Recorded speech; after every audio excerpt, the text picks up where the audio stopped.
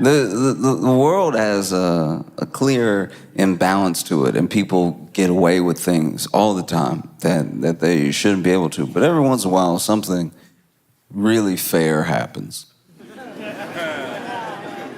Yeah, I mean, something happens that's so fair that you're like, even though a person took it into their own hands to make it happen, you're like, you know what, this makes up for a little bit. Like, I'll give you an example. Okay, so my buddy is a wedding photographer. He's been a wedding photographer for like 17 or 18 years, maybe even 20. And so he's done weddings, for most of his adult life. He got in photography as a kid, and now that's like his prime means of income. And so he was doing this wedding, and everything's going good. Everybody dancing, having a good time, like get that slide. The toast, everybody's toasting, I've always loved you. Good conversation, eating good food. And one of the bridesmaids walked up to him at some point in the wedding and was asking him questions because she was getting into photography. And she even thought, I might photograph weddings one day. Maybe that'll be how I make money. And so he was giving her, sort of like lowdown on how he does it and how he expects there to be like a wedding season. That'll be where he makes the bulk of his money, and then he'll have to save up money. The conversation lasted about like 4 minutes, right? But then she walks off, and then the groom walks up, and the groom walks up and says to him, look, you are here to take pictures. Okay? I don't want to see you talking to the guests or anything, because while you're talking, you could be snapping, so snap, snap. All right? And so then this dude, goes ahead like a professional, finishes all the pictures and everything. And they get their pictures 2 weeks later, which was the agreement. And the bride looks beautiful.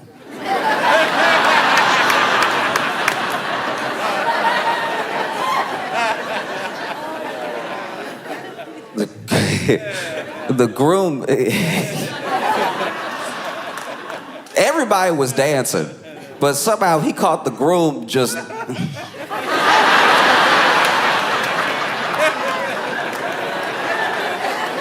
Everybody was eating. It was only with the groom that was like...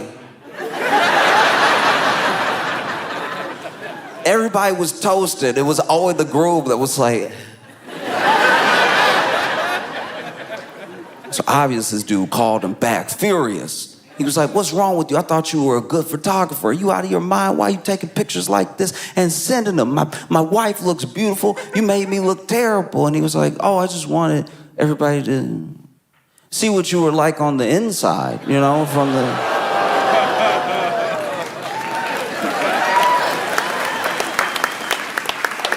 And so when I saw those Vanity Fair pictures,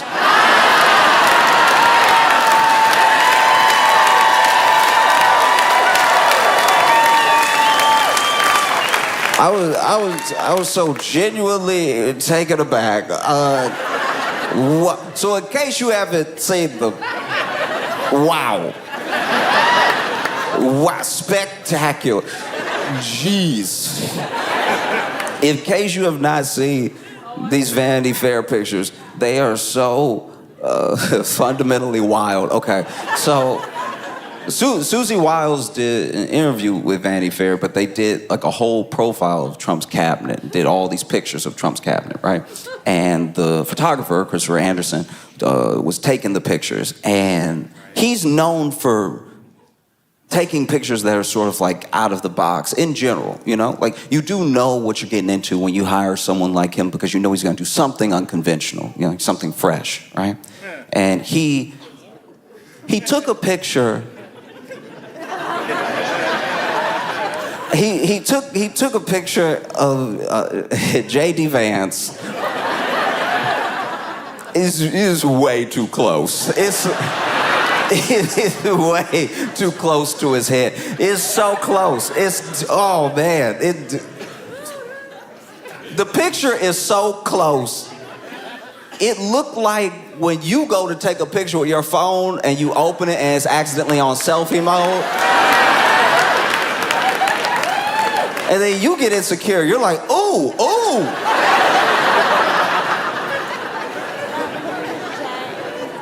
that what people see when they see me? This is the last thing, this close is the last thing people see before I kiss them. That's insane. That's probably why we close our eyes when we kiss. Even our ancestors were like, this is too intimate. This is insane. The picture is so close to his head. It is so close to his face. I shouldn't even say head. His head not in it. It is so locked in on his face. It's not, I can't even call it face. His whole face wasn't in it. It is middle head. He got, so the whole picture, middle head, middle face, center, locked in, middle head, middle face. And he's I don't know what his plan was for the picture. Because yes, this person was too close, but he also made that face. Because he made a face. It wasn't just his face. He made a face. He did like, okay. There's a sneer that dudes will do if they think that they're bad. You know what I mean? Like there's like you lift one side of your face. It's like you're gonna smirk. It's usually what a villain does in a movie. Like, right when they're introduced, they'll be like, huh.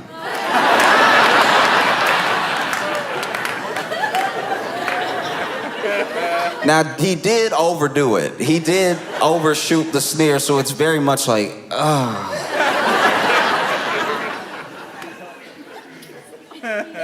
Looked like he stepped on a Lego and was trying to hold it together. You know what I mean? You ever get hurt in front of somebody and you don't want to look hurt, so you just... Okay, I'll give you a good example. All right, one time for 4th of July, I went with some friends to their family's 4th of July. Spent the whole 4th of July with them, right? And they were firing off in the backyard. A bunch of the kids were firing off Roman candles, right? And so then they all... right? Everybody was having a good time. And then this kid fired one off. And then the last one exploded, but it exploded before it got all the way out of the tube. So some of it did explode like on his hand a little bit, right? And everyone saw it. And then, kid is like 12, 13, right? And then there was this other girl at the party who was like 16. And so she turns, because we all heard the pop. And then she turns, she's like, oh my gosh, are you okay? He's 13. She's 16. She's an older woman. She just saw something horrific happen and asked him if he's okay. And he went...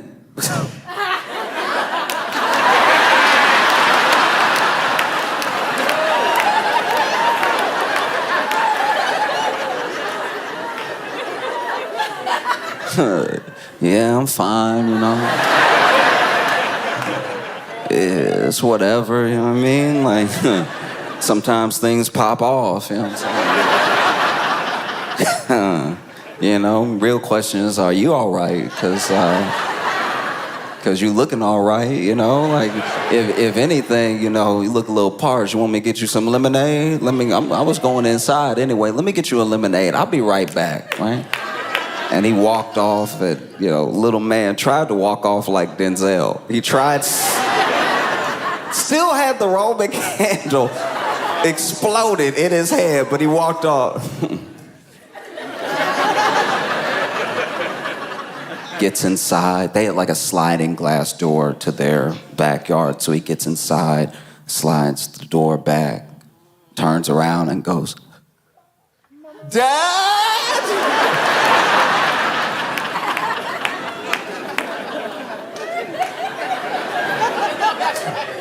Anyway, J.D. Vance had like a...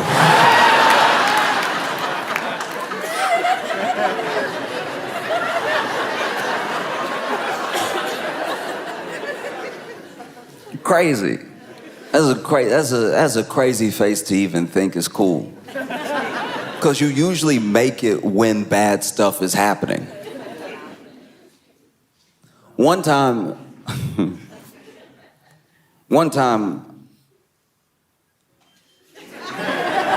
this is vulnerable, I'm sorry, but okay, so one time I went to this fair. It was when I lived in Chicago, and they did like that Taste of Chicago thing.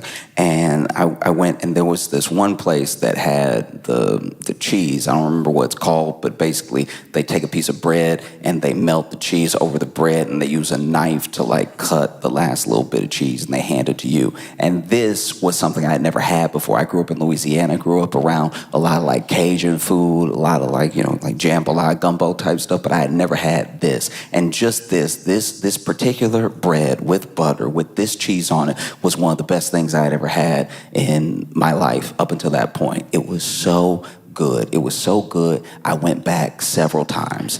It was so good that I went back several times. And then I went home and was telling people, I was like, they had the cheese, and he had the knife, and he was like, and then, like, you know, and lay it out over the bread and everything. He never spilled a drop of cheese. I was blown away, you know. If he had spilled it, I would have caught it. This was some of the most delicious cheese I've ever had in my life. I didn't know a person could eat this much cheese. I ate it like soup. This was the most cheese I've ever eaten. You know, I usually have cheese if it's like a little single slice on a burger or something like that. This cheese, I could eat all day, which I did, right? And then the next day, I was full of cheese. I was full of cheese the worst way possible. I was so full of cheese. Okay, so not only did the cheese mess me up, because I had nightmares. Because you know how they say, don't have dairy before bed and everything? I had eaten so much dairy that it was basically before bed, even though it was hours of... So I had cheese and... Poof. Still remember the dreams, you know? I still remember, it was like two of my bullies from high school and a boss that, this is also what is crazy. This is why I haven't touched that cheese since, because I think it made me see the future. Because it was like two of my bullies from high school and a mean boss that I didn't have yet. I wouldn't have this boss for another year in real life. Like, when I saw him, when I was introduced to him, I was like, huh, because he was from my dream. This cheese took me to another dimension that night. So then it was these two bullies. Then this man over here, right? Hadn't met him yet, but they were all standing around me, and they were like, what do you even, like, you're not special. And then I woke up, it had been hours. That was the only thing that happened in the dream. I saw the three of them, and they were like, you're not special, and it had been 6 hours.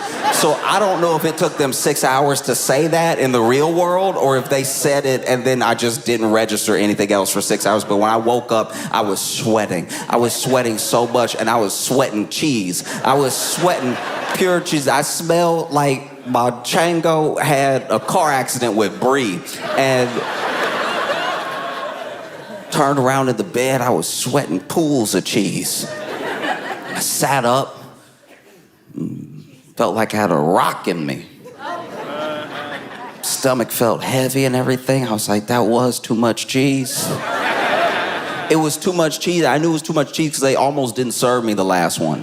The last one they didn't want to give me, but a sale is a sale, you know what I mean? You know? And so then, you know, sweating. I was looking in the mirror. I looked terrible. Just pouring sweat. Looking in my own eyes in the mirror.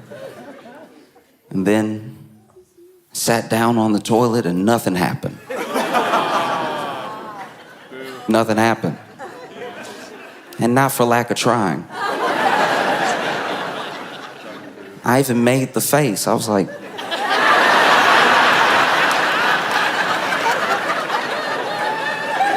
So when I saw J.D. Vance in the Vanity Fair, I was like, that's clearly too much cheese. This man looked full of cheese. The picture is so close to his head. It is crazy. It looked like him, but doesn't look like him. He's got one of the most interesting faces I've ever seen. Because he is not, but somehow almost, but definitely not, but maybe, but if you look real fast and blink twice, kind of handsome. You know what I mean? Like if somebody flashed a picture of his face, you'd be like, I think that was a chin. Like I think whoever you showed me has a chin. And then if you look at him too long, you're like, what are your cheeks doing, all right? What is their function? Are they out or are they in? I can't tell what is happening under that beard. Even his eyes, I'm like, is that eyeliner? Is it eyeliner, or does he just have like a smoky eye naturally? Is that what evil does to a person? You know what I mean? Does he look like...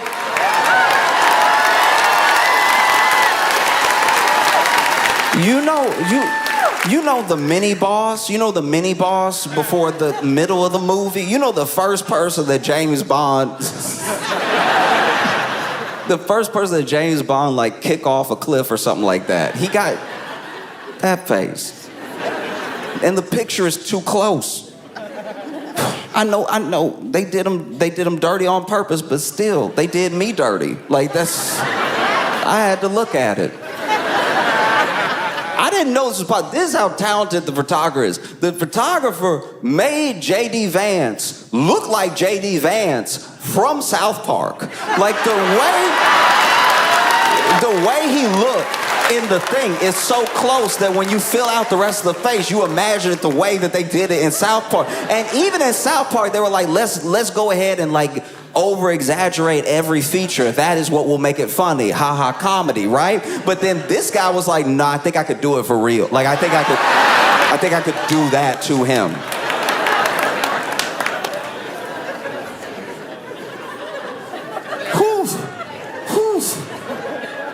I don't know. If I had a picture of me like that, I think I'd have to start anew. New life, new face. That is crazy. And then they didn't just do the close-ups, you know. Christopher didn't just do the close-ups. He did a bunch of other photos. Took another photo of J.D. Vance. This one was full body, all right? But this one was also hilarious because he zoomed out too far. Like this... J.D. Vance was over here. He probably told him to stand against the wall and give some sort of power pose. So then he's over here, got like, I think he's holding his ring or something like that, trying to give like a sort of House of Cards look. Like. Meanwhile, he doesn't know. The camera zoomed out enough that it's not just him at the wall, it's the floor. It's like a part of another room. I don't know what that is. I'm not acting like I know, I wasn't there, but I think he snuck a couch in the picture, which is also crazy work. That is a wild thing to do to somebody. To put a Wayfair looking couch in a picture of J.D. Vance trying to sulk a little bit. It's a very romantic picture. It's crazy right here. And then, he wasn't done. Took a picture of Marco Rubio. And he took a picture of Marco Rubio. He decided to make this one black and white. J.D. Vance's was color. All the colors. He caught the acne, caught everything. And Marco Rubio's, though, was black and white, and he's looking off from the camera a little bit, you know? And even he was probably looking off. He probably told him, like, hey, give me something, you know? Give me something. Give me your version. Give me what you think would be. Try. Little sexy. And then Marco Rubio hit him with the...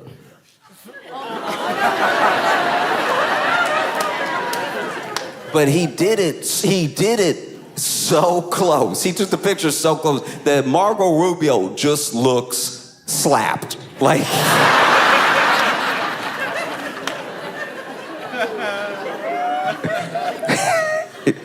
he looked like that moment that somebody gets slapped right before they look at who slapped them. You know what I mean? Like, they just moved your face. And a down slap, too. A down slap is very disrespectful. Normally, when being slapped, as someone who has been slapped, being slapped, depending on the situation, the height of the person, and their feelings about you, the slap is normally a sort of follow-through. You know what I mean? It's sort of a bow this way, from right to left, you know? But if somebody really tried to disrespect you, or they got like 8 inches on you, they gotta aim down anyway, so it becomes a pow, a downward slap. Downward slap is tough to swallow. It is, especially as a man. If you get downward slapped as a man, you gotta reevaluate things. I'm sure there's some people who didn't even believe in gun ownership until they got downward slapped.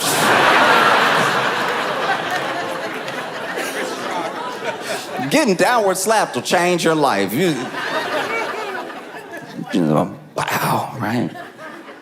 You don't really catch up. Up is too close to an uppercut, but up would be funny. Somebody jump up, pow. Face goes, ooh. Look at the stars. But this, Marco Rubio down like this. Look like he's sulking a little bit.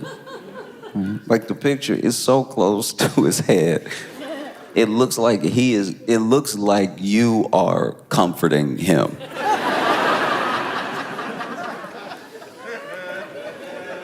Yeah, because it looked like he's in the picture like, I was supposed to be chief of staff.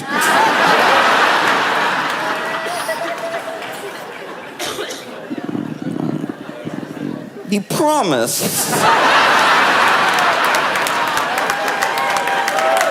You know when you get mad and you don't know what to do with this, so you just put it in your shoulder, then promise.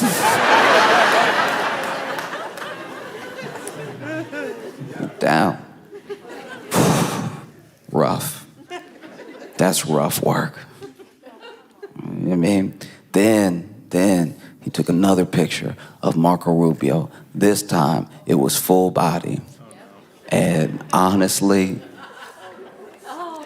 you should have stuck with close-ups because the full body is genuinely wild because Marco Rubio, I don't know what he told Marco to do, but he took a full body picture of him very far away. Once again, just like Jay Vance, very far away. Makes him look small. I don't know why Trump called him Little Marco Rubio. Maybe it's because he genuinely is a short man. Maybe it's because he shrinks up when he's around real men. Like, I don't know why Trump would call him Little Marco Rubio until I saw the picture.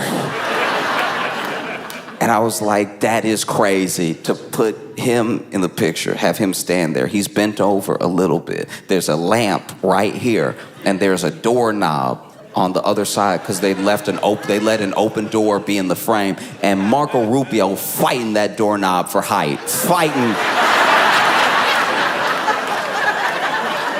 Normally, I don't even think about doorknobs like that, but I was like, how close is that doorknob to his head? That doorknob look egregiously. Is that a big door? It was genuinely uncomfortable. I was over here, and he's leaned over. This dude leaned over, and it doesn't really make sense why he's leaned over. Like it feel like maybe he told him to look longingly at the lamp or something like that. Like, I don't know. No, you already got JD with the couch, maybe Marco with the lamp. But he's standing there looking like a piece of candy fell out of his pocket. Like no. Now it's dirty.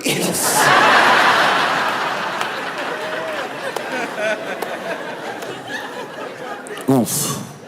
Oof.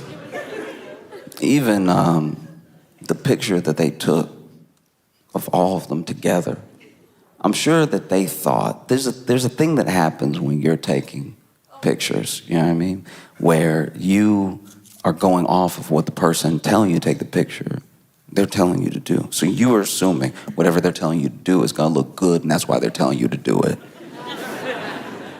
You know what I mean? So they see everybody, you see everybody in the picture. He did one where everybody lined up around a desk, and even that one, he was too far away.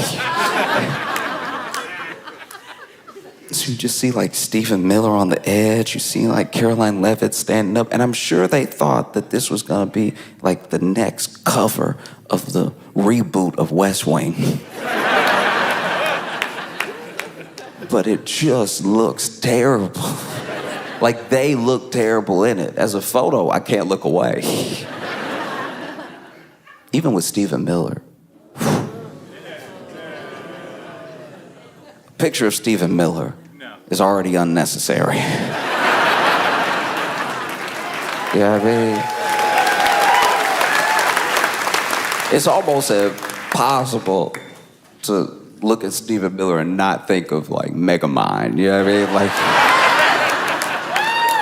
but this dude got real close to Stephen Miller.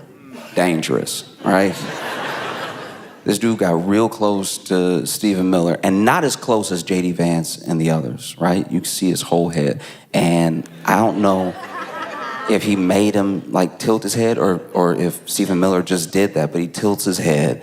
And he did this one in black and white too. He did this one in black and white. You had a bunch of shadow, harsh shadow across his face, really like accentuating like the age in his features and everything, not really able to see his eyes clearly. And this man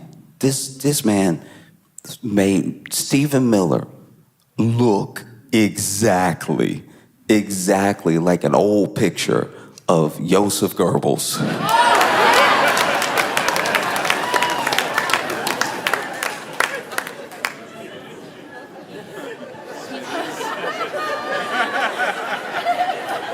When I've heard Stephen Miller compared to Joseph Goebbels before, like that thing, that like concept is not new. What is insane is that Christopher Anderson heard the comparison and he was like, yeah, I could do it. I could do it.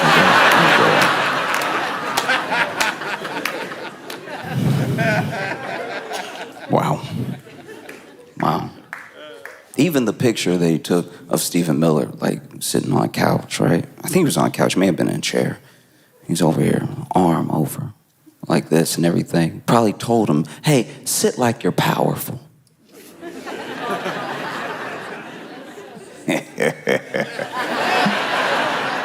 No, sit powerful, sit confident, sit like your wife isn't cheating on you with Elon Musk. You know what I mean?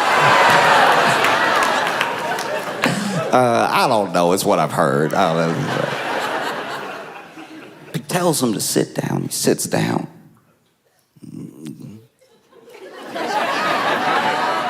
And then he's got just a little puff of stomach out here. Something that normally a photographer would crop out if they liked you.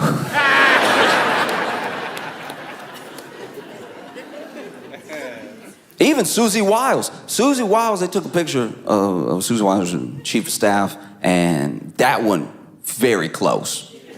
And she took that picture like she knew how close the camera was. Her eyes are very open, wide open. And maybe he got that close because if you just see her, you don't really make this sort of comparison. But like to me, with a picture that close, Susie Wiles looked like she from another dimension where Martha Stewart never became friends with Snoop Dogg. Like a dimension where Martha Stewart was as racist as Paula Deen, never became friends with Snoop Dogg. and got into politics.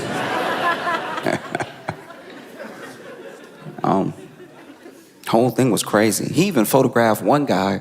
I'll admit, I don't really remember who that dude was, but he just sort of made him look at the ceiling. And I was like, all right, fair enough. Yeah, I guess he's also confused about what he does.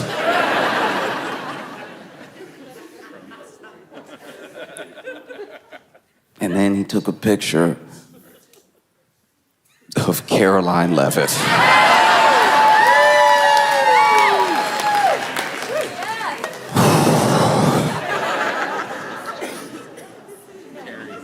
It's very close. Some would say 2. And it just, wow. Wow, it's so close that when I saw it, I was genuinely shocked. And I was like, yeah, that's a statement. That's a statement. I mean, you are the mouthpiece for the government.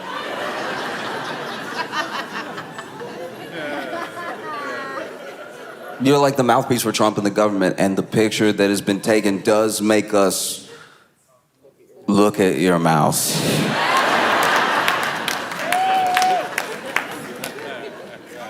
You know what I mean? Usually it's full of lies.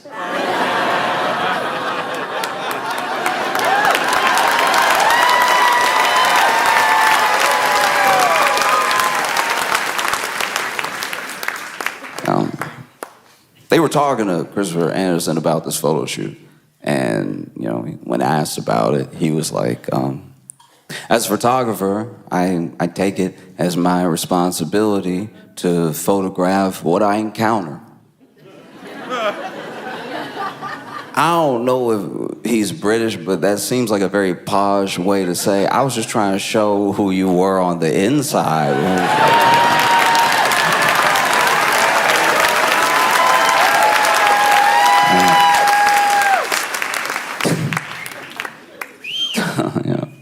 It is funny though, because that Vanity Fair article, they interviewed Susie Wiles, and as chief of staff, she has a lot of inside information, and she talked to this reporter, Christopher Whipple, for Vanity Fair 11 times. She talked to him 11 times. So it's not just like one interview that she could say is being taken out of context or they didn't use the whole thing. She came back 11 times. 11, wow. 11's a lot. At 11, y'all are like close. And yeah, she was just sort of like airing everybody out. It was crazy. And it wasn't the same way people get aired out after people get fired. Sometimes people get fired and then out of anger, they just try to air everybody out that they worked with, any flaw, anything that they saw, this person's fake, whatever, all this stuff, right? This woman told Vanity Fair everything and then clocked back in. That is a pimp move if I ever saw one. That's probably one of the most powerful moves I've seen in Trump's administration. I'm gonna tell everybody, and I dare you to fire me. I dare you to fire me. I'm the only one people like, apparently. That is crazy. She said that Trump had the personality of an alcoholic. It's like, okay. Like, that's not anything that we didn't know. She didn't say he drank. She said he had the personality of an alcoholic. And if you've ever heard Trump tell a story,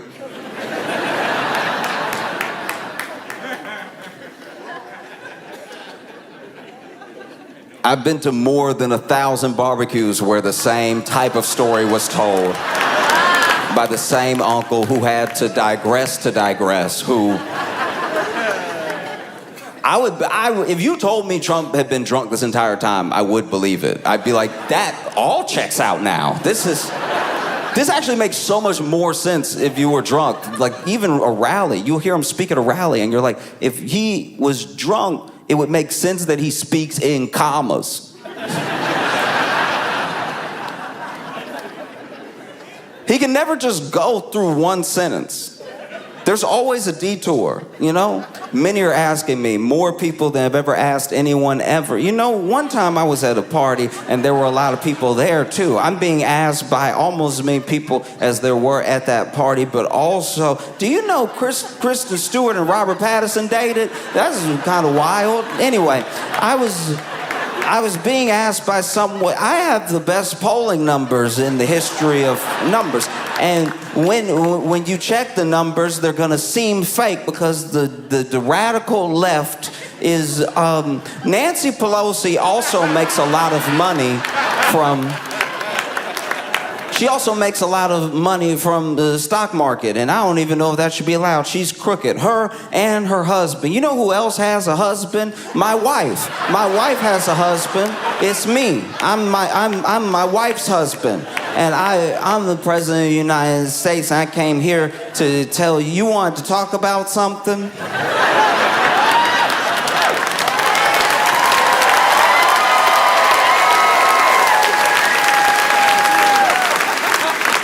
The closest thing I can describe, like, Susie Wiles' Vanity Fair thing to is, when I was in college, I would go to this fast food restaurant that was near the campus. I won't say which one, but I would go there, and I would go there just to hang out with one of the cashiers because she was amazing. She always was ready to tell you everybody's business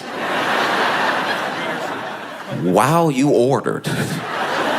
We became fast friends because I would just walk in and be like, hey, how's it going? And she would tell me how it was going for everybody in there. She would air everybody out. There was one time I walked in, I'm like, hey, how's it going? I'll just get like 5 nuggets. And she was like, oh, yeah, no, it's going all right. We a little short-staffed because, you know, Willie got arrested last night. He got arrested leaving work. They arrested him in the parking lot right there. No, it's right that spot, like where the Subaru is. They arrested him right there, you know. And they were like, get on the ground and everything. And they tried to handcuff him. And, you know, I don't know. I don't like to take joy in people's downfalls, but Willie and I dated, and he did me wrong. You know what I mean? Like, so it's a beautiful thing to watch your ex get arrested. I would recommend it for everybody. It's just something special about watching your ex get arrested and being all, get off me, you know what I mean? And you know, Willie little, so he trying to put up a fight, but it's not much of a fight. He just sort of like bouncing around in the cop's arm and get off me. And then they tried to cuff him, and it was tough because they you know, they had to click, click, click, click, click, click, click, click, click, click, click, click, click, click, click, click, click. They had to get that last one, click, click, click, because, you know, he got the wrist of a bird. Like, he's just like, it's like trying to arrest Tweety Bird. You gotta click it all the way. And then one of them slipped off, and they thought that was him. He was like, no, you gotta click it all the way, because he'd been arrested before. Yeah. So then they put him in the car and drove off. So, you know, he's not here on fries, but I'm having a great day. I'm doing wonderful. Yes.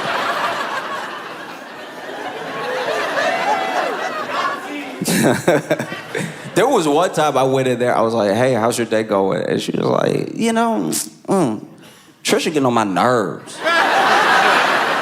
Now, admittedly, I only knew her, so I didn't know what Trisha was supposed to mean. She's like, Trisha getting on my nerves, you know what I mean? Like, she over here acting like she can't handle the drive-thru because she pregnant.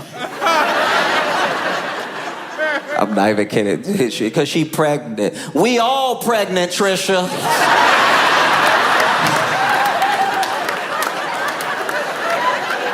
People gonna act like they can't do something because they pregnant knowing you pregnant. I'm pregnant too, Trish.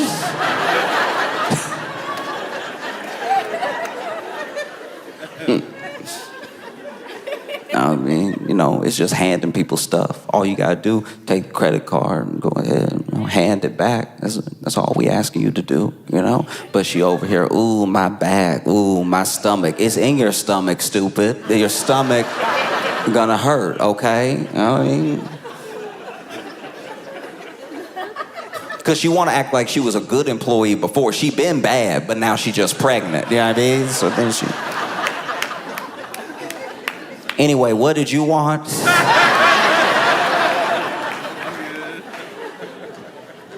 I was like, I just wanna know more. There was one time I walked in. I don't know what beef they had before I walked up, but she was walking to the counter. And she was walking to the counter and was leaning to the counter, saw me, and she was like, as she's turned it, sees me, had one more thing left that she wanted to say. So she leaned towards the counter, starts getting ready to type of thing. But then she's like, stay pregnant, Trisha.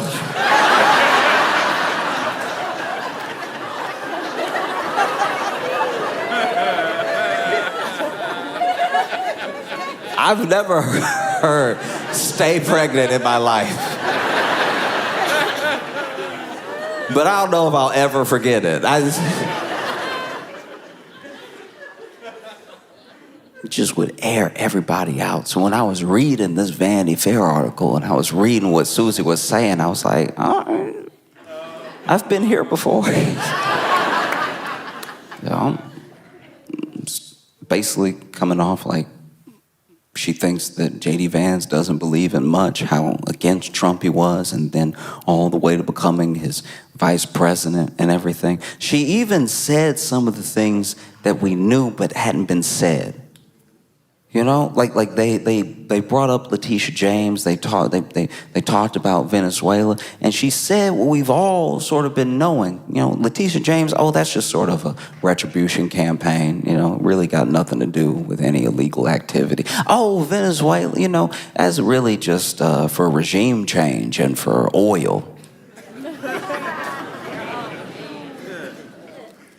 And like I guess she's in a place where she can be honest about stuff sometimes. She's not the one that has to go speak in front of the nation.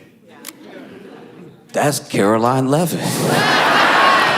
It's Caroline Leavitt that has to go out there now in light of us knowing everything we know from the Vanity Fair article and then ask like, hey, so we're blowing up boats and we're claiming it's because of narco-terrorism when really it seems like we're just trying to bomb Maduro into submission so we can get some sort of regime change and also get their oil. Is this really just for oil? Is it really just attack on another country's sovereignty? And Caroline Leavitt got to stand there and be like,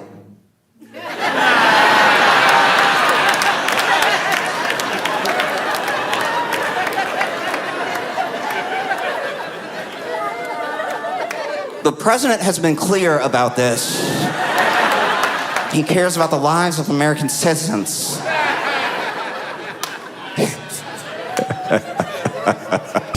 Welcome to the Josh Johnson Show. I'm Josh Johnson, joined by my co-host, fellow stand-up comedian Logan Nielsen. Logan, how you doing, buddy? I'm doing good, man. How are you? It is weird. This is the closest we've ever sat doing the podcast. Yeah.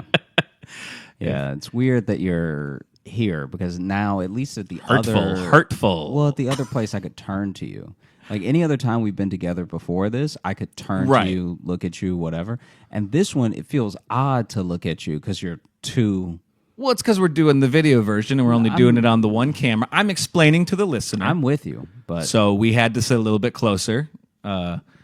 And yeah, I'm just going to go ahead and throw an arm around him. Do that. Oh, please. Come on. You love it. We're buds. If you have to tell someone they love it, they don't. As a general rule, if you have to say you love it, fair. That is fair. You know, that is a fair statement. But this guy, though, he does love it. I've never felt him like pull away so hard. You tensed up there. Yeah. Yeah. Because let's talk about your problems with intimacy. I was talking about how I didn't love it before, and then but it's fine. It's okay. That's just how you are. Not to be too visual, but yeah, we're sitting right next to each other. Yeah, because I'm in New York we are both in New York. Yeah, you're about to leave though. Yeah, I leave tomorrow, but we're in New York right now. Yep, right now. So how was it getting in? It was all right. You know, we got in kind of late last night. Jess, if you hear any clicking, that's also Jess taking some pictures. That's okay. Yeah, We've done that before in an episode. We're getting some photos done while we're recording. It was good. So on the flight out, so Jess was window seat, I was middle, and there was a guy on the aisle. And he, when the flight first took off, like I just had headphones in, was chilling. It was actually like the most calm I've probably ever been because I don't really love flying. And I was actually like really just kind of like relaxed. We had several margaritas before we got on the plane too, so that probably helped. And then I just noticed the dude next to me. It's like he's really uncomfortable and keeps like leaning forward and like just is like really kind of having a hard time. And then I want to say we're probably like 20 minutes into the flight, maybe. We weren't that far into it. I wasn't even to the point where the puppies got stolen. Right. I can't, honey, no one will be able to hear you say that whole thing. I was just looking for like a yes. Is what I hope they can hear it. That was...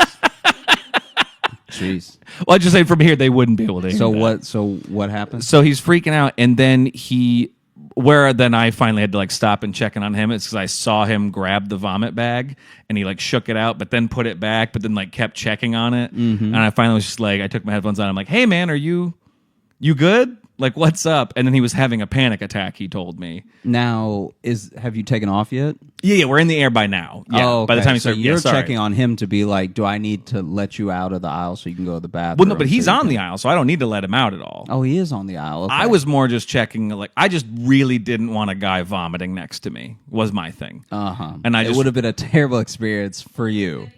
Yeah. It would be a horrible experience. Well, no, for Logan. But no, I wanted to see if I get totally different person. I wanted to see a panic attack and threw up their guts. Okay, no. I didn't know he was having a panic attack. All right, I just saw him. I just saw him grabbing the bag. I wanted to see because I couldn't tell if he was like sick or was just having like a hard time. Yeah, you know what's funny is that in this situation, someone that's gonna hijack the play and somebody scared of a hijacker look exactly the same. They have the same level of like nerves. They have the same like, whew, okay, all right, yeah. Oh, be with me, God. And it's just like, it's like for those early few seconds, minutes, you can't really tell. You can't tell if you're like, is this the guy or should I help this guy? Well, that's the thing. I just couldn't tell like what was going on with him. Yeah. Because he was like, he wasn't just if he was just going like. Like then I'd be like, okay, he's gonna definitely throw up. He's just okay.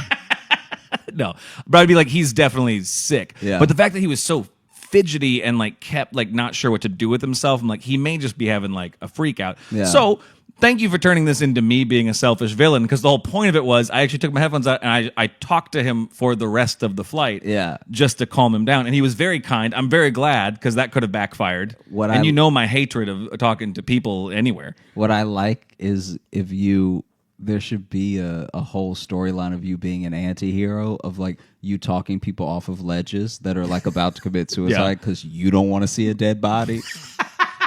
Yeah, you're like telling the dude, you're on the bridge with the dude and you're like, listen, if you jump right now, I don't know if I would ever be able to unsee, and I go this route to get home every day, so you would be ruining my commute for the rest of my life. You're gonna fuck up this whole block for me, and I don't need that. I live nearby. Do you really want me to have to go around? Don't do this to me. Yeah, don't do this to me, sir. I don't care about your family. I do not care about your family. I need to make that very clear. Yeah, don't do this to me. And then he's like, you know what? You're right.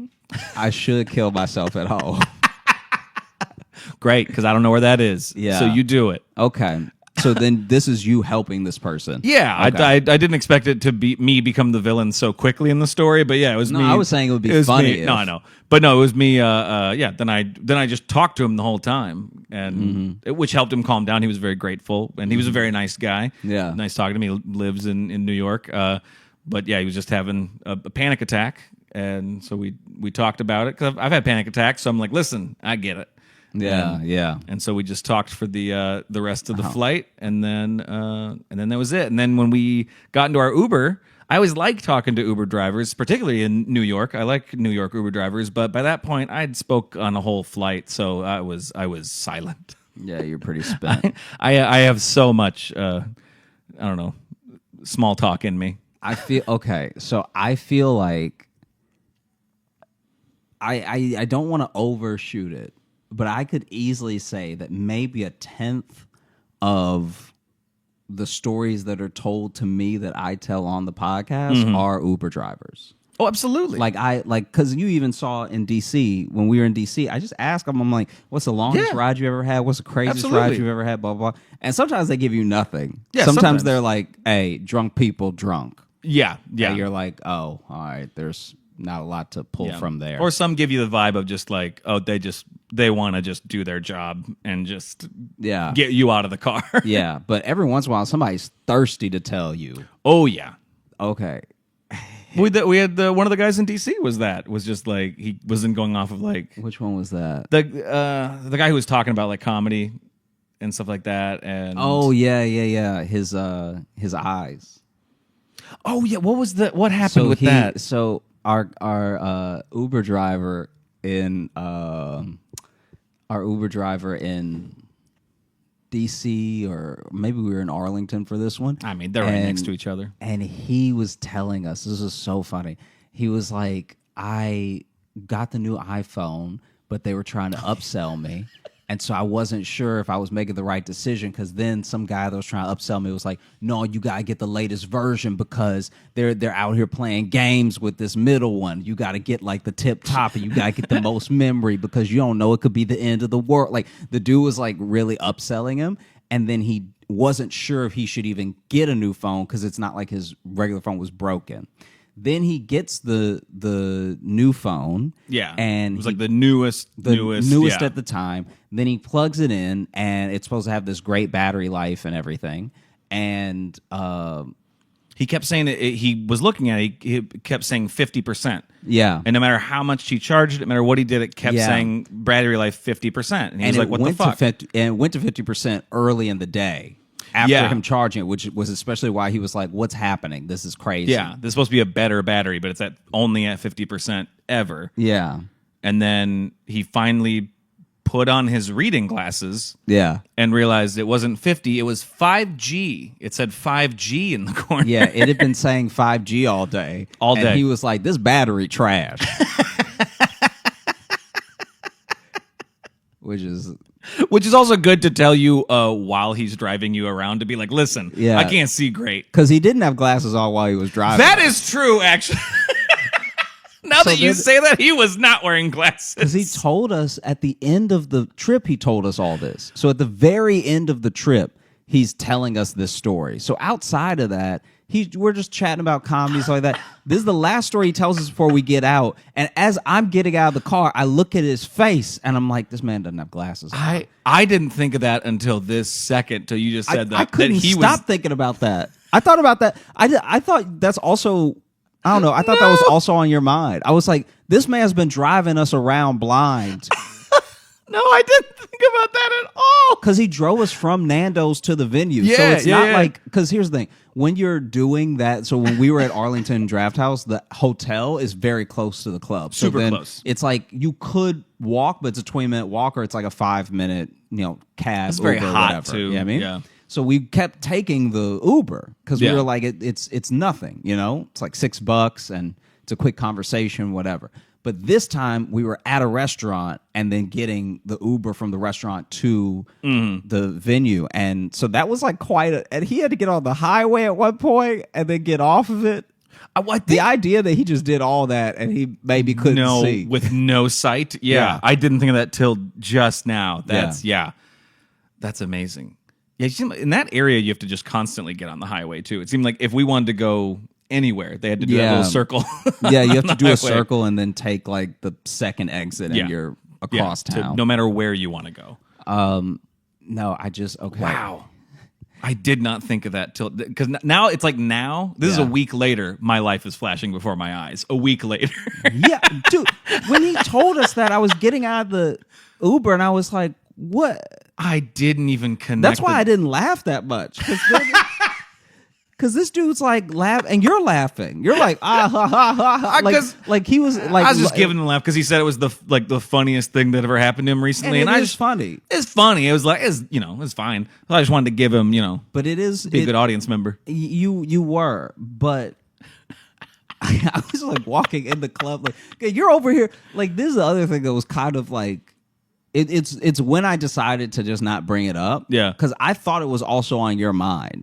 No, I wish you would have said something. After we got out of the Uber, you were quiet. Like I was quiet. I don't know if you were on your phone or something. But then when we get inside, you're all about like when the show's starting. And I'm like, hey, we just got drove around by a dude who can't see. No, and so you're over here asking like, so you think we'll start like maybe in 10 or like he's going up to the manager being like, hey, do you know when I was being professional. You You can just say the one word. I was being professional. you're being very, very on point, very professional, but in a way as if you didn't just escape death.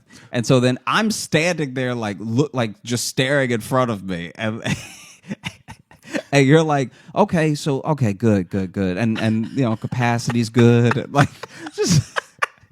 Well, because we were getting there like right at showtime, and we were bringing food to the staff too, wasn't it that day? Yeah. So we were like, I also wanted to make sure like we got that part done, and then got backstage to the green room and stuff. I was just shifting into work mode once we got there. I wasn't Whatever, man. That was upsetting. Don't worry. After my set, I was contemplating my life and mortality, but that's just because that first one I didn't feel great, but.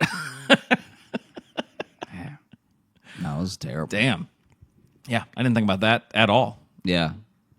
I wonder how they had the Uber papers come out this week. Have you seen that? No, what was that? Oh, it's pretty horrible. Tell me about it. I don't even know enough about it to talk about it at length, but basically there are these internal papers that I guess got leaked or they're maybe court documents on a lawsuit or something, but basically the public now knows that Uber knows as they expand that they're like crushing the economies of like the places that they move into as far as like the gig economy there. Right, like, yeah. Like they already know, they're smart enough to have done the math to know that you're not going to really make the money that people assume they're going to make. And then there's also something about how they leveraged a thing going on in South Africa where the cab drivers there were getting very like agitated and sometimes maybe even violent around Uber moving there and everything. Oh, okay. And they leveraged that to be like, see, why do these people not want you to have good prices? Like it was kind of like it was vilifying them. Yeah, and so they've done a lot of stuff like that a few times, and it's all in these documents, and it's kind of crazy. So I wonder if there's just a floating document out there of like, hey, Sam can't see, right? Like I would love if it's all like super technical corporate stuff, and then just this thing about this one driver who's been driving people around with not the best eyesight. And he also keeps telling people. He tells people, he's so honest, he tells every ride he's been in. His driving is fine. He needs to just stop telling people. These eyes are not it. They wouldn't be worried about it if he didn't tell them. Yeah. Huh. Mm-hmm. So that has also been on my mind, along with the those two things in tandem. Yeah. Yeah. So you took the Uber. You were quiet in the Uber. Correct. What was the experience like from then to now? So you took the Uber late to get to your Airbnb. Right. Yeah, because we didn't get into town till like a quarter to midnight or something. So so then we just got to the Airbnb and we just went to bed, and then we had a pretty lazy day today because we were all week. Well, I'm here for 3 weeks, but Jess is here for the whole week too. And then, today we didn't really do much that's worthy of a story. I don't know. No, it doesn't. Had a good sandwich. Yeah, it doesn't have to be worthy of a story. That's about it. You're gonna probably have plenty by the time you. Oh, by the time I leave here, I'm gonna be a changed man. Yeah, I feel like it is getting a bit more intense in the time since you were last here. Oh, good. Jess, you hear that? There's It's more intense now. Does that excite you? Okay, good. Yeah, she's nodding. She looks very excited and not worried at all. There's a level of tense that's here now that's just a bit extra, where it's like, what, like in what way? What are you noticing? I wish she wasn't in the room. She is not happy. Well, I was on the train. I think all three of these are going to be on the train. I was on the train. 3 of these, and 3 intense stories. This guy was talking to himself, and he was talking to himself very aggressively. So whatever he was going on in his head, even if he was a wild dude just talking to himself, he was not being kind to himself in these moments, you know? So whatever inner demon he was talking to, he was calling it by its demon name. Like he was cursing up a storm at himself. He's really like looking down. Whatever argument he was having in his head, he was losing. It's rare you lose the arguments in your own head, but he found a way. And then this random guy is like, "What'd you say to me? What'd you say to me?" And then he looked up and he was like, "Not talking to you, dog. Talking to me." And the other guy was like, "Oh, okay then." And then they both carried on being very angry and quiet. Now and it's like that is that actually thing though that's a beautiful story in my mind. Oh, there's a moment where it's not beautiful, where you think they're definitely about to bite each other. Oh no, for sure. It was so for no reason, because it's not like the guy was being like hella loud, right? So that other guy had to be loud to get his attention, to be like, "What are you? Yeah. Who are you talking to?" And the guy was like, "I'm talking to myself." Right. And the thing that I appreciate most about that thing is that initially I thought this dude was like out of his mind, right? You know what I mean? And then it's nice when someone is out of their mind, and then they snap. What's up? Hold on. No, the camera went out of focus because I moved. It freaked out. I had to get my phone, and it freaked. It's speaking of glasses, there we go. Look good. All right. It's nice when someone is like out of their mind and they actually snap into it for a second. Yeah, especially there, he snapped into it to alleviate a potential conflict. That's rare. Yeah. That's super rare. I feel like before, he would have just talked to himself and no one would have said anything. I feel like that other guy clearly wanted a fight. So the other guy is the new tension. That's what I'm saying. Yeah. Just not letting him be and do his thing. Yeah. Yeah. And then also, this is maybe when I came back from Arlington, there was a guy who had a bag of sodas, right? But not like a bag full of cans of soda. I'm talking about he had a genuine bag full of liquid. Full of loose soda. Full of loose soda. So he had a bag of soda that was like clearly a bunch of sodas. Right. Because it wasn't dark brown enough to be just Coke, but it was light brown. And it was like, okay, this looks like it could be. I mean, maybe it was RC. Who knows? I was going to say RC or maybe a Lipton iced tea. But it seems like a bunch of sodas. A bunch of something you don't want him spilling in right this now. Clear bag. Yeah. And the bag, I don't know how this man did it, but the bag is tight. The bag is like... So you say a clear bag is like a clear shopping bag? Yeah, or a clear shopping bag. Like tied up in a knot up top? Full of soda. Like... where you can see the bubbles. So it's definitely carbonated. It's definitely carbonated because you can see the bubbles. He's just got like a bag of soda. I feel like I've told you about something like this happening before, because I know one time I was around this dude whose soda spilled in his bag and then it was like full of soda. But this is that one I remember, but this is pre-spilled in the bag. This is intentionally poured No, this in is the bag. intentionally all in the bag. There's nothing in this bag but soda. And especially in a shopping bag too, and then like tied up like a bindle sack. Yeah, in a knot. To hop the rails. Yeah. In a knot, there's just this huge bag. That's wonderful. Of soda. And basically, he's not like being careless with it. I need to point that out. It's not like this dude This is precious cargo. Yeah, it's not like this dude is trying to be reckless and dangerous with this bag, right? Not threatening anybody with the bag, anything. But he's walking up and down the train car. And so everyone that's on the train car for more than a couple stops is noticing that this is a bag of soda. It's hard to not notice, I would gather. Yeah. Yeah. And we all just get tennis ball eyes. You know, like in a Wimbledon match where you see the heads go, like we're all just watching the bag go back and forth.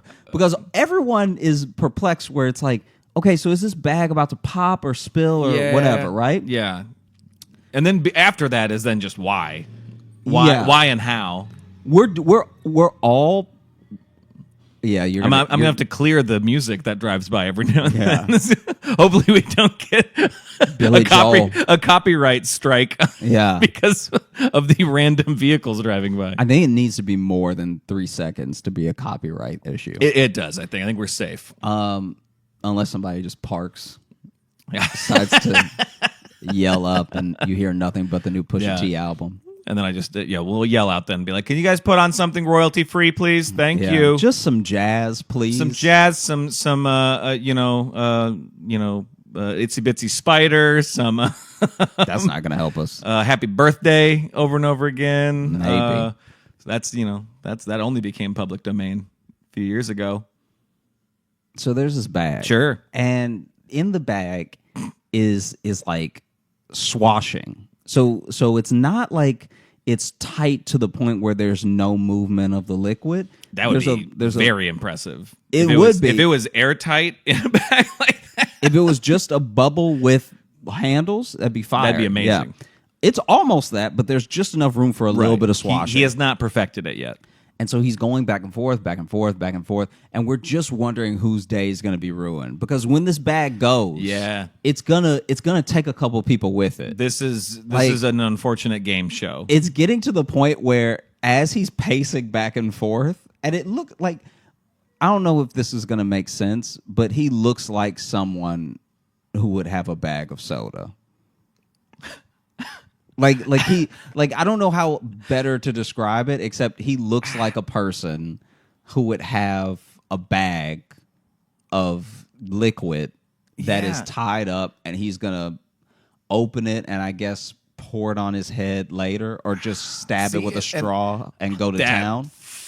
Boy, that would be the best if he just pulled out and then drank the whole bag. Yeah, would be amazing. But no, people do that with they don't stab it, but sometimes you can catch somebody with like a box wine, which is basically just a bag of wine. Those little ones. Just Oh, for sure. know? Yeah, no, that makes sense. It's meant for that. You can do that, but not your homemade soda Capri Sun that you've made. But he's like, I'm trying to imagine what he looks like, and I have an idea, but I have a feeling if I saw him, I'd be like, okay. Also, should point out, there was a point where when I saw him with the bag, I obviously saw the carbonation, the bubbles, everything, but there was a split second where I was like, that man is, like, I thought that it was a bag of pee, and I thought that he was very sick. Because if your pee is carbonated, you have too much cola. Well, and it's that dark too. That man is dehydrated. That man is dying. That man, I don't know how he filled a bag by being that dehydrated. I honestly think he must be taking this bag to the doctor to be like, listen, this is how much comes out, and it's this color. Yeah. What do I do? Also, it's fizzy. So it's fizzy too. If you can tell me what new thing I have, that would be great. And so basically, we're watching this dude up and down, up and down, up and down, and then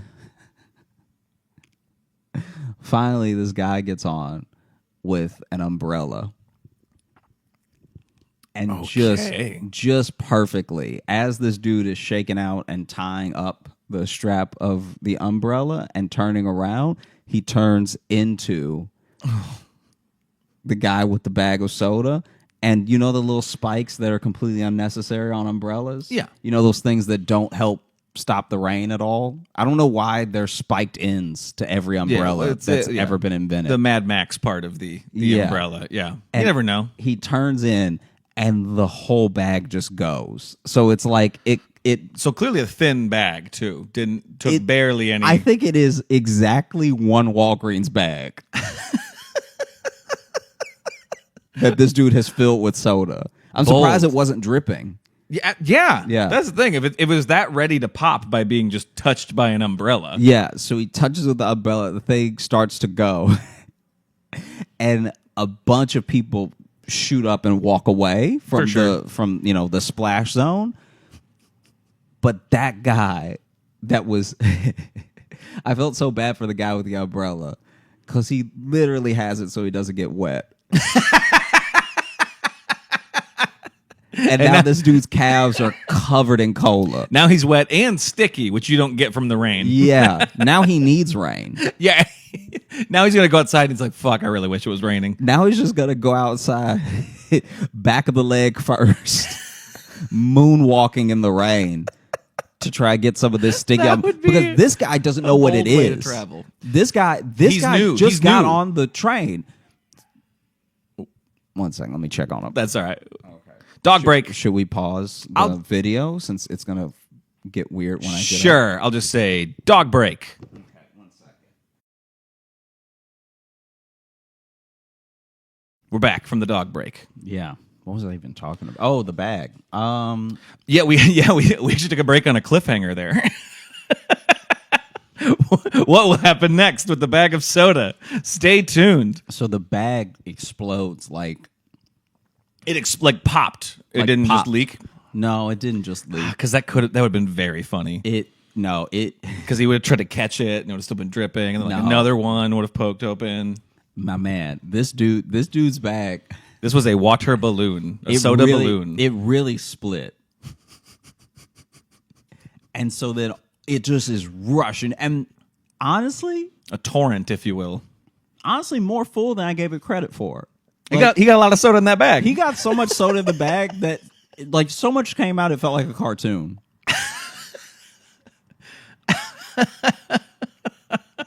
Like so much came out that I was like, how is it still?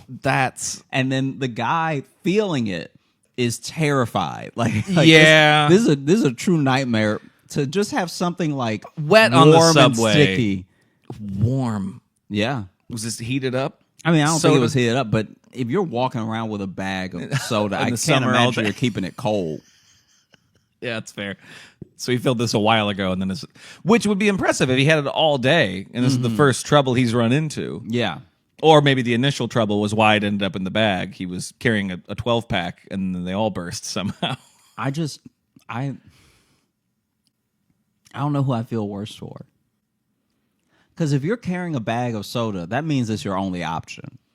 You don't have another container, you'd use it. That and it also means that soda is important to you. Mm-hmm. This soda means a lot. I'd like it to needs think to he be. made it himself.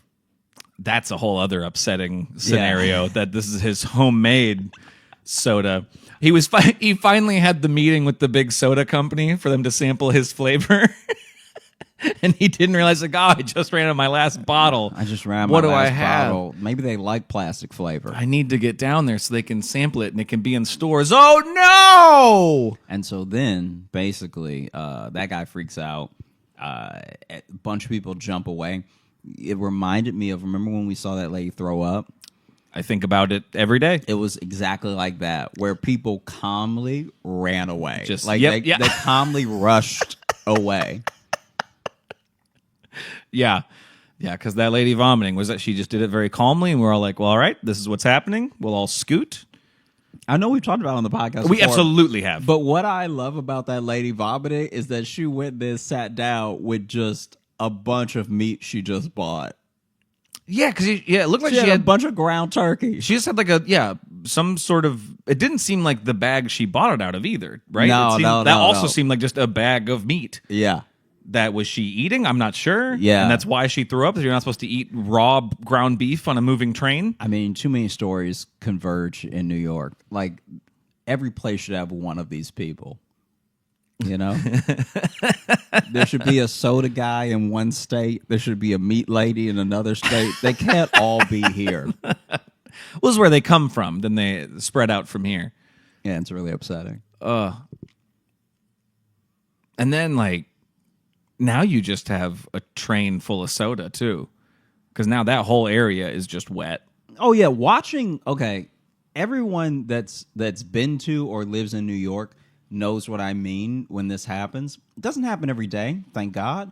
But there will be a time happens. where you're on the train and someone's bottle or can has spilled.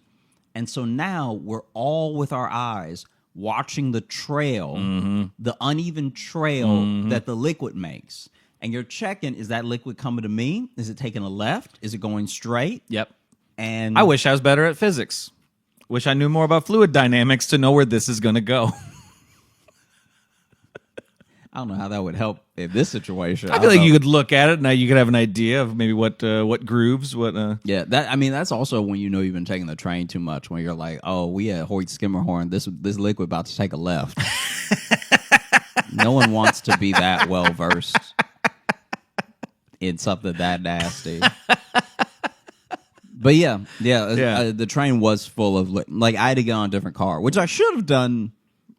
Yeah, but you way earlier, but I wanted to see the end. Exactly. No, I just wanted to see it pop. That's why we all stayed on. Absolutely. We were like, who fills a bag with that much liquid and gets away with it? Because honestly, even yourself, you're like, even if it's me, this is going to be a hell of a story. Like, yeah. But like, yeah, that's of course you stayed to see if it was going to pop. I mean, if it was me, I think I'd be in jail. I don't think I would just let someone leak hot soda all over me and not lay hands on them. So you would have beaten the man with your umbrella. I think I would have tried to choke him. Wow. I think wow. I'm not a violent person, but it's so random that I think you're allowed to lay hands at that point. It's so random you're allowed a random act of violence. It's so odd and so rare that I think even a monk would be like, I renounce all violence except if I'm on a train and someone splits a bag of hot cola all over my ankles. Then I can go to town on them. I am against violence unless you fucking spill on me. And then it's on. Then it's on. Otherwise, I will not crush a fly, but I will not be sticky. Yeah. I won't even be mean to a cat, but if you get cola all over my calves, it's over, kid. I'm going to jail. Well, so then what was, I know then everyone like left. How sad was the soda man? No, he was disappointed. I was absolutely. Did he just sit there with his torn bag, just looking at no. That sad Charlie Brown music comes in. That dude screamed no way too loud, and then that was sort of it. Was it a short no, or was it like a no? It was pretty long. Oh, good. It was a good dramatic no. It stopped being no, and then just started being screaming. Oh, that's a good no. No. Yeah. It was wild. I was not a fan at all. Because now it's wet, sticky, and loud in here. I was so upset. By the way, I'm filming a new special. It's going to be called Wet, Sticky, and Loud. That's going to be the title. Sounds great. How did Umbrella Man react? I mean, obviously he was disappointed. Did he shout or did he? He was also screaming. He was also screaming. Yeah. For him, you have to keep in mind that for him, he's just got on the train and he's closed his umbrella. Yeah. And then he feels however that soda felt. I just made it hot in my head. Maybe it wasn't hot. Either way, if you step onto a train and the first thing that happens is your legs get wet, you just have to assume someone is pissing on you. And so you've walked into a current of piss. Because he looked dry, you could see his brain break for a second. Oh, absolutely. Where he's like, no, I'm inside. How am I getting this wet inside? I didn't see a bunch of water flow out, so I surely didn't step into... There's no way this should be happening. Yeah. And then he turned around, he saw the bag, and he just started screaming. But he was screaming more like, what the hell, what the hell, what the hell? Absolutely. Well, I'm sure that he wants to say, what is that? Yeah. What did you just get on me? Yeah. But his brain probably can't even put that together. Because, I mean, it's in his shoes. Like, I honestly... It's legit everywhere. Josh, I didn't even think about it being in his shoes. I was literally only thinking of it on the legs. And now his shoes are filled with soda. Yeah. And he just has to just walk his way. Yeah. Yeah. To, I think, a fire to throw his clothes and shoes into. Just do a duck for walk safety. home. I hope he was going home. That'd be terrible if he was he's on his way to work. To dinner. Oh no, I've got a hinge date. Yeah. And I have to explain why from the knee down I'm wet and making squelching sounds. Yeah. Yeah. And then the third thing The third thing was I feel bad because I laughed at this really hard, and I shouldn't have. Because everybody's different. Right. So I shouldn't have laughed, but it was my first reaction. Basically, I was on the train platform now, and this person was using the elevator that's on the train. Now, not every station is wheelchair accessible, but a lot of them are, so you can use the elevator. Some parents use the elevator for their stroller. Yeah. So, this woman... For the ones who don't want the kids to have a really fun ride. Yeah. Yeah. Yeah. For people who want unshaken baby. Wee! So, this woman walks out of the elevator, which is already... I'm always surprised when the elevator opens because I'm surprised that anyone would take it. Like, I actually think it would be cleaner to just crawl up the steps than to be in that elevator. Right. Because that elevator is now a closed space of nastiness. Yeah. And a tight closed space. And they don't move quick either. You get in and they sit there for a second. If you smell something, you're going to be smelling it for a while. That is your smell now. And so this lady gets off the elevator and she's pushing the stroller along. I don't know what bump she hit. I don't know. I did not see what caused this, but her stroller starts to tip to the side. And as it's tipping, she doesn't seem to be paying attention to the tip. So as it's tipping, she's still just pushing, but there's definitely been a bounce on the left side to where it's like, it looks like it's about to go. And then she essentially just starts letting it fall over, and it's not until her hands are maybe like a little too at an angle, like just a little too curved, right, that she realizes like, oh, it's going. And so then she tries to save it. But whatever's in the carriage already starts spilling out. So it looks like this kid is about to fall out from the overcorrection. Okay, the way you worded that, just like whatever is in the carriage, just like, and that is also soda. Yeah, it'd be amazing if that was also just a bag of soda, a carriage full of soda. This is what people do now. We just haven't caught on. Listen, we're trying to save the environment. Okay, we're getting rid of plastic. So now, sorry, you got loose soda now. Yeah.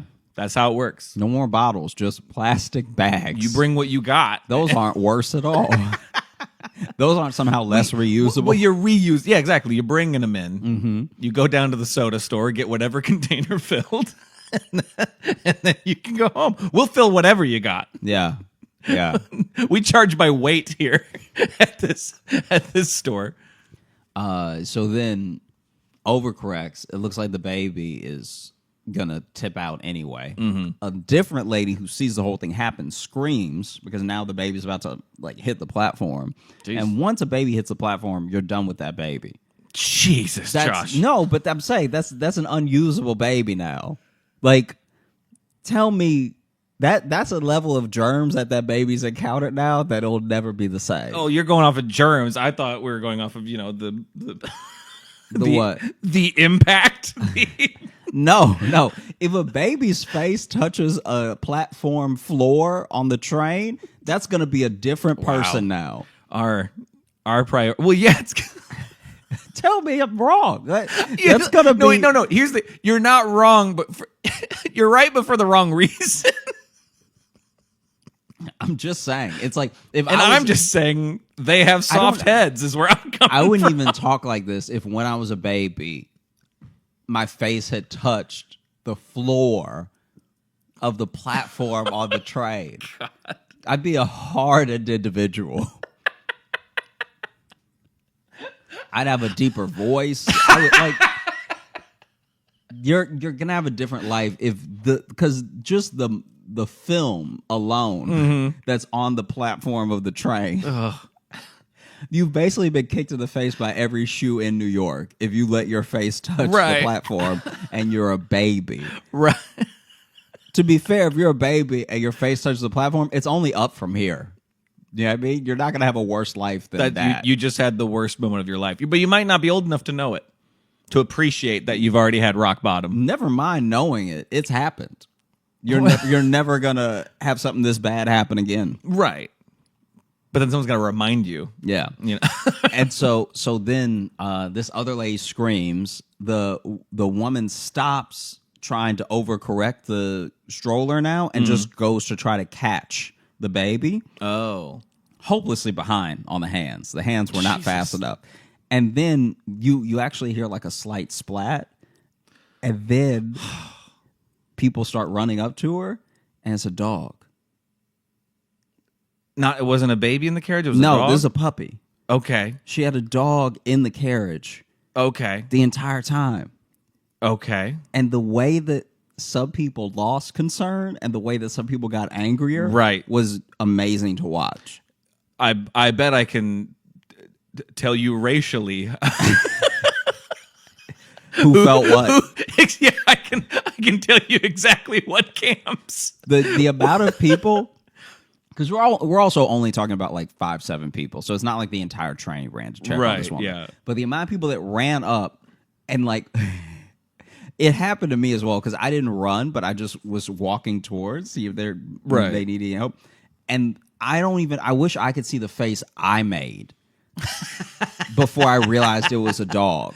Because when you think it's a baby and it's a dog, it messes with your brain in a way that you're not even registering the little like limbs that you're seeing. Yeah.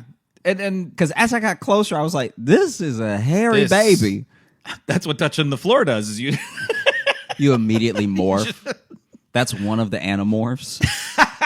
It's just train kids. That's what they have in the prequel they did to Animorphs. They get the power by licking a subway floor is what happens. And so I'm like, even as I'm kind of like walking over there, like, I'm embarrassed to say I didn't run to help.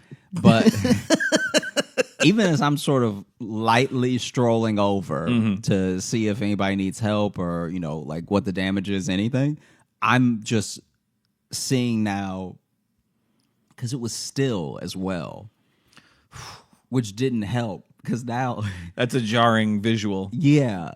And it doesn't seem hurt because when it gets up, it just shakes and it's a puppy, fine. and it's just like, what happened? Yeah, but for us, we're like, oh my gosh, that baby! Oh no, that furry baby died! Oh no, that ugly baby! Like it's like the order that things went was like, oh no, that baby. Then it was, oh no, that ugly baby. Then it was, oh no.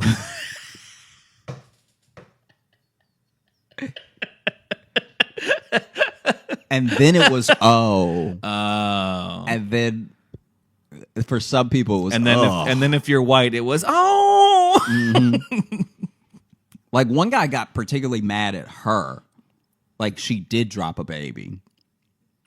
Like she tipped it on purpose, or no? He was like being weird about this. Like, it's okay. Like he was like checking on it, but he was like weird with her. Mm-hmm. And then some people didn't even make it far enough to, I guess, really see that it was a puppy. As soon as they saw something get up on 4, they were like, I don't want any part of that. Nope, this lady's got a carriage full of rats. I'm out here. But yeah, the amount of people that switched. That's like, it wasn't half, but it was like 3. And I was not one of them. No. Like I actually, sadly, I kept the same amount of care the entire time. Like for me, I was like, yeah, Josh, you maybe lived here a little too long. Yeah, because for me, I was like, oh no, that baby fell. Because I've seen babies fall before. Like that? Like this wasn't a tall, like it's not like a Tom and Jerry tall stroller or anything. It's just Tom and Jerry stroller. Do you know the ones that look like they're from the 50s? Yeah, they're really high. Yeah, the old school. Oh, I can't think of the. It wasn't one of those. They have a specific name, don't they? So it's literally like dropping it 1.5 feet. So it was like an actual, like a modern baby stroller where it's like just like a little seat you're pushing. Yeah. So I was like, oh, that's already not made for dogs. Yeah. No wonder the dog fell out of it. No wonder that white guy was mad. Don't do that. Just walk it. Yeah. It's got so many legs. Mm-hmm. It can walk. Its paws are made for dirt. Yeah. Wow. Yeah.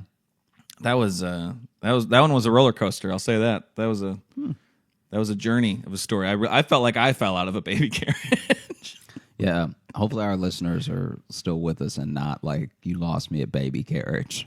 That's the thing. I do want to know if some turned it off the second you were like, this baby carriage was tipping. Yeah. Probably when you said, then you can't use that baby anymore. So maybe they're like, okay, this is a story. This is a story about a baby getting injured. No, I'm just saying it's like that's a different kid. It's a hardened child now. Yeah, sorry. That kid's the parent now. Sorry, Yeah. You answer to it. Should we open up the mailbag, my dude? Yeah, let's do it. Let's do that. I do want to go to. We had some Instagram questions that were sent to me. Hi, Logan. This is probably a really weird thing to do because I don't know you or Josh personally, but I find myself in need of advice. We don't really get asked like straight up advice a lot. Yeah. So I thought this would be interesting to see how we fuck this up. You and Josh talk about relationships a lot on the podcast. I really love the show. I listen to the episodes on repeat because they help make me feel less anxious when my thoughts are swirling. I'm also the one who wrote in with the story about the class hamster that got eaten by the class snake. Do you remember that? Killing them. Yeah. Killing them. So this is a little personal, but I've been with someone. We both really like each other, but we have some love language clashes that keep making things hard. So I guess what I'd like to ask is, how do you know that it's worth the struggle to stay with someone? Is it normal to have to continually work on things? As someone with anxiety, do you have it about do you have it about your relationship even though it's a strong one? Also, I'm a total stranger, and I understand if you and Josh don't want to answer these. Do you want to go first? If you got something, go for it. Oh, okay. This will be fun to answer too with my girlfriend staring at me. So this will be a very interesting experiment for me. I personally don't believe in love languages. I think Really thought he was just going to end at love, and I was going to be like, whoa. No, I think it was a We've talked about that before too, that neither of us are really. Yeah, because my thing is, at the end of the day, no one actually has to be nice to you. And so when someone is kind to you in the way that they are best able or best know how to be kind, it's actually a really dickish thing to be like, yeah, but it's not the way I like it. It's like, that's wild. Like if someone, I understand that not every gift is going to be received in the way that was intended, and not every gesture is going to be understood in the way that was intended. But you can't tell me that it's not actually kind of a pretty bad move to be getting all of something from someone and then be like, yeah, but it's not the one I want, so it doesn't count. That's kind of wild. Like, I'm not saying that that's what this person is doing. Right. I'm just saying that what quickly happened with love languages, it started out as a good way to almost like a fun little personality test and a good way to communicate. And like a shorthand that you could have to kind of to classify some things. Yeah. Which, for that, it was okay. And what it quickly turned into was a way for a lot of people to be kind of bratty.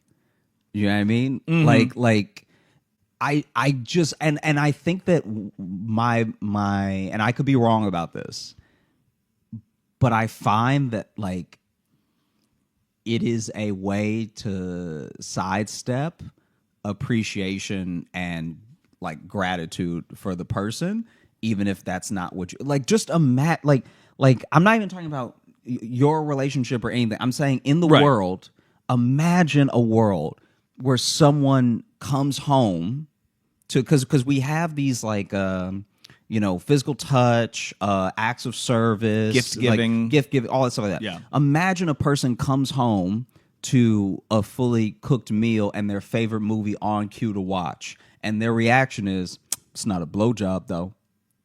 That's not a good person.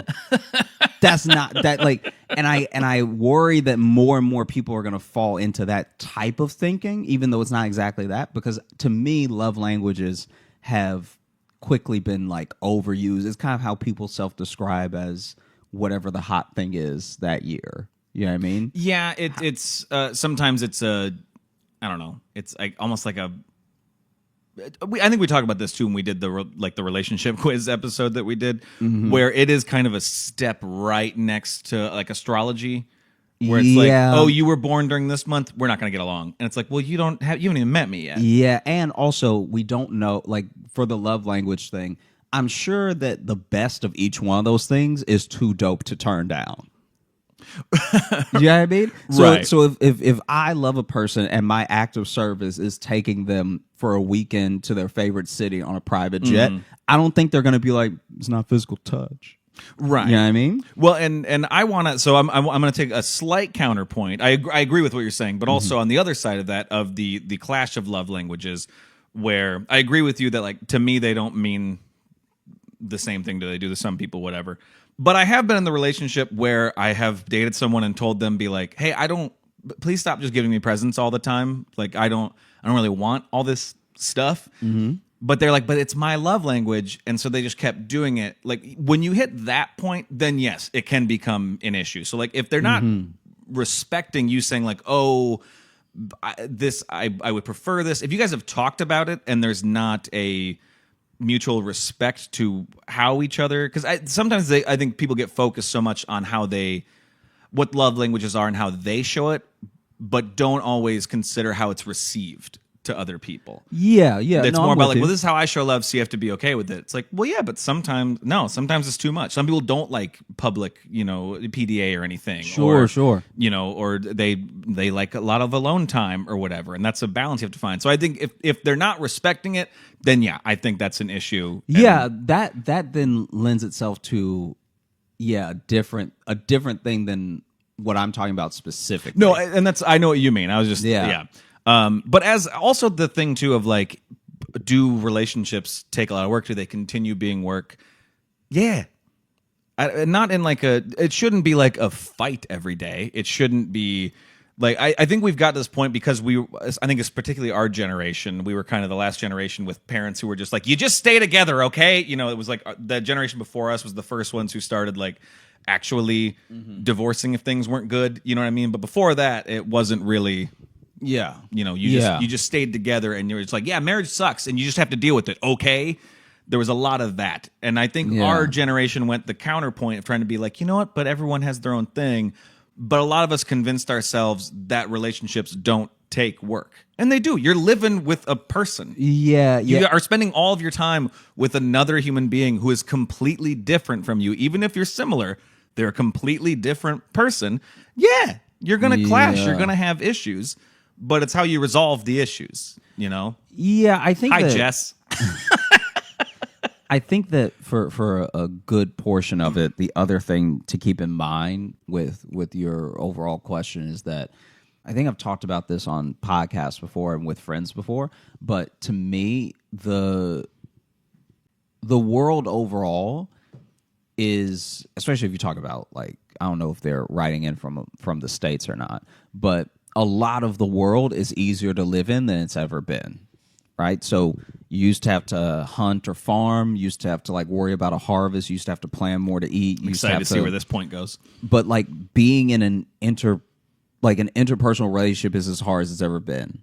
So it's as hard to raise a child as it's ever been, and it's as hard to stay with a person as it's ever been. But as the other things get so much easier and easier and easier, now the distance between like being in a relationship and staying in one and the other hard things that you have to do in your day is actually getting further and further away, if that makes sense. And because of that, there's almost a lack of practice with doing hard things that then makes it feel like, oh, wow, if this thing is such an inconvenience in my life, maybe I should just get rid of it. Because a lot of inconveniences to our lives do either get solved or we get rid of them, whether it's through like money or the way we do things. So you used to have to walk. If you want to get there, you got to walk. Then we had horses. Then we had cars. Then you had to have a car. Now it's, I need to get over there and I don't want to take the train or the bus or what. I'm just going to order an Uber. Let me use my magic pocket computer and have a driver come get me. Yeah. But another person not understanding what you're saying when you try to tell them as plainly as possible is as hard as it's ever been. Right. So that's staying the same. And and I'm not saying people's lives aren't hard or because we have tech, it's an easy life. I'm just saying that so many problems are getting solved all day and little problems, things that you might not even consider a real problem. You don't even have to think about it. You can now order something. You can get you don't even have to read the manual and put the bookshelf together. You can hire a TaskRabbit and they'll come to your house and put it together for you. I'm saying that the thing of raising a person or being in a relationship, those things are still very difficult. Oh, for sure. And that threshold is getting harder and harder for anything in your life to match with outside of maybe work stuff. Yeah. Well, and I think too, we focus more on, I guess being more mentally healthy in relationships than we ever used to. That used to never be a conversation about how to like maintain your mental health in a relationship. It used to literally just be, do they hit? Yeah. And then that's and then it. the next question was a lot. Yeah. And then it's like, bro, she not hitting you. She all right. Yeah, yeah. You know? So it was always that. So I think now this is the first time we're in like human history we're like really taking the time to be like, oh, is my mental health good around this person? People used to never ask themselves that question. It was just like, I'm with this person and that is how it is. Yeah. Is how that used to be. It used to just be, I cry after I cook and that's just life. Yeah, and I guess that's what it is, huh? It's like, woof. Another day. Yeah. But so I think also with that, and that's a good thing. I'm not saying that is a bad thing. That is a good thing that we're doing. I think we don't quite, it's kind of like you said, we just don't know how to balance that yet. And so I think sometimes when we realize like, oh, this relationship's kind of stressful, I should probably just get out of it. And it's like, and sometimes, yes, I'm not going to say like, you should stay in all of them. No, like, yeah, get out of it if it's like you feel bad all the time, especially if like if the person comes home and that elevates you and makes you feel bad, yeah, that's probably your sign. But if it's like, oh, when we're working on issues, I'm stressed out. Well, yeah, that is going to be stressful. That's going to be a stressful thing. And sometimes, though, that's very much... Sorry, just got something in my eye. Ow. Sometimes that is very much worth the stress. If I can go ahead, since you're here, to use us as an example, like, yeah, we've had some, not like issues of necessarily fighting, but like where we want to end up, where we want to move, career stuff, whatever. Yes, sometimes that leads to a lot of stress. We've had, not too long ago, we had like a whole week where we were just stressed out. We weren't necessarily fighting, but we were just stressed. And then we talked more about it, and we not only talked more about what we wanted together, but we wanted more, even just personally on our own. And honestly, over that, I feel like we got over the hump. We found something that felt good to both of us. And now I feel like we're more confident than we were before that. So sometimes it is worth dealing with those hard discussions. Yeah. I mean, Jess, huh? Thoughts? I agree with that. She agrees with that. Yeah. I feel like sometimes a hard thing is just better to do. That doesn't mean stay with someone if it doesn't feel right. It doesn't mean that you have to put up with anything that's toxic. But the payoff of fixing things, especially when something is good, is like it's hard to compare with. Yeah, it's you feel it's like a team pride. You're like, we did that. Yeah. Fuck yeah. Go Wolverines. Like, you get really excited. We call ourselves the Wolverines. Oh, okay. Good to know. We don't. But I will say, too, in this message, it sounds like it's something that you guys are talking about. So you're already in a great place. If you weren't talking about any of this at all, then you might have You'd an also issue. be sending a different message. You'd be like, hey, how do I get out? How do I do it in the middle of the night, or when should I leave? Yeah. Do you guys have a couch I can crash on? Yeah. That would be a totally different thing. So we hope that helps. Again, I don't know. Yeah, if anything that I said I got helped. divorced at 25, so maybe don't listen to anything I say, too. Maybe that, too. Let me just put that out there. Yeah, but I also, I feel like if I said anything that helped, like definitely grab some of that. If something I said didn't make sense, guys, I brought up horses at one point. So just like whatever worked, use it, and whatever. We're saying buy a horse, I think is what we're leaning on. You should get a horse. If you buy a horse together, it'll bring you together. Can you imagine a horse in a studio apartment in New York just kicking TVs? It's like the people who try to get a dog, be like, this might, fix things between us. Now make that dog a horse 15 times larger. Yeah. I mean, you definitely won't be focused on your problems. You'll be focused on not getting kicked. Jess just motioned maybe a mini horse. Yeah, that would be so much better to still have in your apartment. Yeah. Let's do one more. I know we're running a little longer, but since we're crushing it on the advice front, this ties back to an interaction we had at one of our recent live virtual shows. Okay. So this is from sometimes I get confused when the email is one name, but then they use a different name, and it takes me a second to register what I'm doing. But this is from Naya, and the title of this email is Advice. And hi, Josh and Logan. This is Naya, a.k.a. the girl whose grandfather yelled at you all about tattoos. Yeah, we got her grandpa yelled scripture at us about tattoos during the live virtual show. And he went for a bit. He was very adamant that you should not have that on your skin. I jokingly said someone had a tattoo in their mouth, and he went, oh no. Just sitting in the background on a couch. So those live shows are very fun. But I never got to ask my actual questions, which wasn't about tattoos. I think they asked about tattoos when the grandpa walked in. And he just heard him and he just went. But so I've been living with my grandparents for almost a year, and I love them. I do, but I can't do it for too much longer without losing my mind. Yeah, that's fair. Yeah, surprising. I have found a job and a place in New Jersey, but I don't know how to tell them.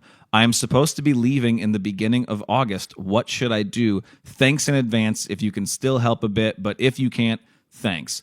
P.S. Josh, we really need to have a discussion about your first tattoo. I'm thinking Logan's initials, Naya. I could not agree more.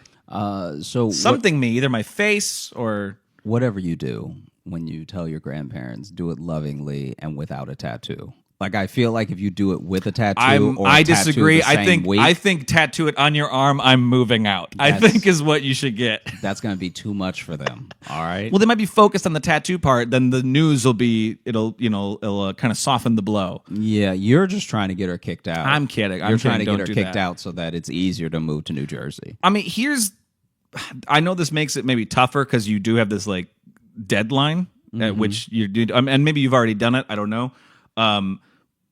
But like, you already have it in motion. You already have the place, you have the job. So even if they're not okay with it, you still get to do it. Mm-hmm. And I know it doesn't necessarily make it better, but you at least now have that. You get to know that in your head that like, well, no, I'm already doing it. And that's part of when you tell them, you're like, well, I've already made. Not only have I made this decision, I've already put all the gears in motion for this. And so I hope you guys can be okay with it. Mm-hmm. But this is what I'm doing next. Mm-hmm. And they may not take it well. They may not. And I think a hard thing, especially with with parents, with grandparents, the hardest thing is like, yeah, they might not take it well, but it's not really up to them. And that sucks. I mean, but they love you, so they'll come back around. Also, who knows? They might be excited, like not in a way that they don't want you around, but just in a way of like, okay, this is nice. It's gonna be different, but it's also nice. It's nice to have your place with your partner, but it's also nice to have family there. But really build up the excitement of the opportunity, maybe. Yeah, and you might be able to hype them up too. Yeah, of being like, this is good for you. You seem really excited. They'll be like, get out now. Yeah, go. Leave. Why wait till August? Mm-hmm. Go wait in front of the place. Yeah. Go do it. Well, and especially, it also sounds like you haven't lived with them like forever. You said about the last year. Yeah, so they're also used to not living. Yeah, they know a life without you there. Yeah. So it'd be weird if now they're like, nope, you're never leaving now. And then they lock the door. Thanks so much, Naya, for writing in. We appreciate you. And we hope that helped. I'm not sure. That one, I'm not sure if we helped. I'd love to have a talk with your grandfather. He seemed great, actually. Yeah, he seems really fun. He seems like one of those dudes that's exhausted with stuff, and he's done holding his tongue about it. Well, that was the thing, too. As much as he did just start yelling Bible quotes at us, at the end, we started just kind of messing with him, and he was also like playful back. Yeah. Because I told him, I said, hey, come to Iowa. And he's like, I'll be there. So it's like, he obviously also has a joy and a sense of humor. So hopefully, if they take it poorly, just tell them you're joking. Yeah, and then just come August, you won't be there. Yeah, and then just move.